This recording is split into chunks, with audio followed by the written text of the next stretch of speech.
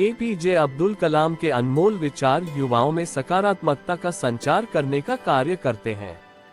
APJ Abdul Kalam का जीवन और उनके विचार युवाओं के लिए एक ऐसा प्रेरणा स्रोत है जो उनका मार्गदर्शन करने में अपनी अहम भूमिका निभाता है। मिसाइल मैन के नाम से मशहूर भारत के एक महान वैज्ञानिक भारत रत्न डॉक्टर ए.पी.जे. अब्दुल कलाम के संघर्षों और परिश्रम ने भारत की उन्नति में मुख्य भूमिका निभाई है।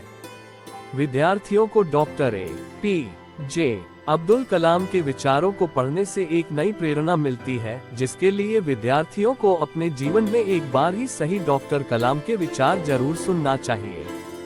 आइए जानते हैं डॉक्टर ए.पी.जे. अब्दुल कलाम के बारे में। डॉक्टर ए.पी.जे. अब्दुल कलाम का पूरा नाम अब्दुल पाकिर जैनुल आबदीन अब्दुल कलाम था। डॉक्टर ए.पी.जे. अब्दुल कलाम का जन्म 15 अक्टूबर 1931 में तमिलनाडु के रामेश्वरम में हुआ था। बेहद गरीब परिवार से आने के बावजूद भी उन्होंने हालातों से लड़ते हुए अपनी पढ़ाई पूरी की और आगे चलकर एक महान वैज्ञानिक बने।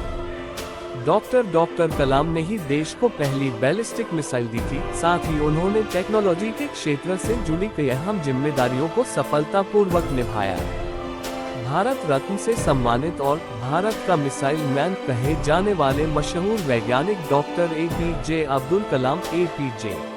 अब्दुल कलाम अपने बेहतरीन कार्यों के लिए आज भी जाने जाते हैं। डॉक्टर कलाम वर्ष 2002 में भारत के 11वें राष्ट्रपति भी बने। डॉक्टर कलाम ने भारत को प्रगतिशील बनाने में अहम भूमिका निभाई थी। डॉक्टर ए.पी.जे. अब्दुल कलाम का जन्म तमिलनाडु के रामेश्वरम के धनुषकोडी गांव में 15 अक्टूबर 1931 को हुआ था। क्या आप जानते हैं डॉक्टर कलाम ने इसरो में भारत के पहले स्वदेशी सैटेलाइट लॉन्च व्हीकल SLV-3 के निर्माण में महत्वपूर्ण भूमिका निभाई थी। ए.पी.जे. अब्दुल कलाम अपने कार्यों और अपनी प्रेरणादायक बातों के लिए आज भी याद किए जाते हैं। वहीं उनके जन्म दिवस को हर वर्ष विश्व छात्र दिवस के रूप में मनाया जाता है। आइए जानते हैं ए.पी.जे. अब्दुल कलाम का संपूर्ण जीवन परिचय। डॉक्टर कलाम का जन्म तमिलनाडु के रामेश्वरम के धनुषकोडी गांव में 15 अक्टूबर 1931 को हुआ था। उनका पूरा नाम अबुल पकीर जैनुल आबदीन अब्दुल कलाम था, लेकिन उन्हें डॉक्टर ए.पी.जे. अब्दुल कलाम और मिसाइल मैन के रूप में जाना जाता है। उनके पिता का नाम जैनुल आबदीन था, जो एक नाविक थे, और उनकी माता का नाम असीमा था, जो एक गृहिणी थी। डॉक्टर कलाम के 5 भाई बहन थे। डॉक्टर कलाम का शुरुआती जीवन संघर्षों से भरा रहा था। उन्होंने अपनी आरंभिक शिक्षा जारी रखने के लिए अखबार वितरित करने का कार्य भी किया था। उन्हें बचपन से ही सीखने की बहुत इच्छा थी। रामनाथपुरम तमिलनाडु से मैट्रिक की पढ़ाई पूरी करने के बाद डॉक्टर कलाम वर्ष 1955 में वे मद्रास चले गए। वहां उन्होंने Madras institute of technology Chennai में एरोस्पेस इंजीनियरिंग की पढ़ाई पूरी की। क्या आप जानते हैं डॉक्टर ए.पी.जे. अब्दुल कलाम एक लड़ाकू पायलट बनना चाहते थे, लेकिन उन्हें भारतीय वायु सेना IAF की प्रवेश परीक्षा में 9वां स्थान मिला था, जबकि IAF ने केवल 8वीं रैंक तक ही रिजल्ट की घोषणा की थी, इसलिए वह पायलट नहीं बन सके। डॉक्टर ए.पी.जे. अब्दुल कलाम अपनी पढ़ाई पूरी करने के बाद रक्षा अनुसंधान और विकास संगठन DRDO में एक वैज्ञानिक के रूप में शामिल हुए, जहां उन्होंने हॉवरक्राफ्ट परियोजना पर काम किया। डॉक्टर कलाम ने कुछ समय तक प्रसिद्ध वैज्ञानिक विक्रम साराभाई के साथ भी काम किया था। इसके बाद वह वर्ष 1962 में भारतीय अंतरिक्ष अनुसंधान संगठन इसरो में आ गए। यहाँ उन्होंने प्रोजेक्ट डायरेक्टर रहते हुए सफलतापूर्वक कई उपग्रह प्रक्षेपण परियोजनाओं में अपनी अहम भूमिका निभाई थी। क्यों कहा जाता है डॉक्टर कलाम को missile man? Doctor APJ. Abdul Kalam APJ. Abdul Kalam ने इसरो में प्रोजेक्ट डायरेक्टर के तौर पर भारत के पहले स्वदेशी सैटेलाइट लॉन्च व्हीकल SLV-3 के निर्माण में महत्वपूर्ण भूमिका निभाई थी। इस प्रथम सैटेलाइट व्हीकल से भारत ने वर्ष 1980 में रोहिणी सैटेलाइट सफलतापूर्वक अंतरिक्ष में भेजा था। इस मिसाइल को बनाने में डॉक्टर कलाम ने अपना अहम योगदान दिया था, जिस वजह से उन्हें मिसाइल मैन की उपाधि से नवाजा गया। इसके बाद डॉक्टर कलाम ने देश के लिए कई महत्वपूर्ण परियोजनाओं में कार्य किया और देश के लिए कई मिसाइलें बनाई। द्वितीय पोखरण परमाणु परीक्षण में दिया है योगदान। इसके बाद डॉक्टर कलाम ने वर्ष 1992 से 1999 तक रक्षा अनुसंधान एवं विकास संगठन DRDO में सेक्रेटरी के रूप में कार्य किया। वह प्रधानमंत्री के मुख्य वैज्ञानिक सलाहकार भी थे। वर्ष 1998 में दूसरे परमाणु परीक्षण में डॉक्टर कलाम ने महत्वपूर्ण तकनीकी और राजनीतिक भूमिका निभाई थी। इस सफल परमाणु परीक्षण के बाद ही तत्कालीन प्रधानमंत्री अटल बिहारी वाजपेयी ने भारत को एक पूर्ण विकसित परमाणु देश घोषित किया और भारत विश्व में एक महाशक्ति के रूप में उभरा। डॉक्टर APJ अब्दुल कलाम की मिसाइलों के नाम और उनकी विशेषताएं।